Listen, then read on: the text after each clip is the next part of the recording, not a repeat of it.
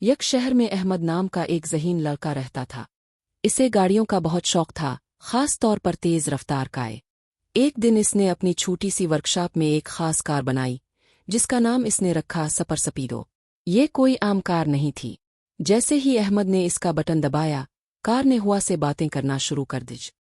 ایک رات جب شہر سو رہا تھا، سپر سپیڈو خود بخود روشن ہو گئی۔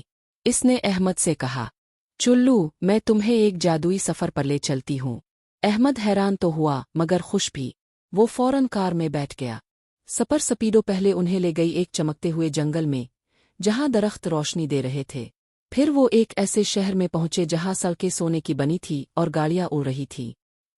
راستے میں انہوں نے ایک چھوٹے بچے کی مدد بھی کی جو راستہ بھول گیا تھا۔ سپر سپیڈو نے اپنی سپیڈ سے اسے اس کے گھر پہنچا دیا۔ آخر میں کار احمد کو واپس گھر لے آئی۔ جاتے جاتے اس نے کہا، حقیقی طاقت صرف رفتار میں نہیں بلکہ دوسروں کی مدد میں ہوتی ہے۔ احمد مسکرایا، اور اس دن کے بعد وہ صرف تیز نہیں بلکہ مہربان بھی بن گیا۔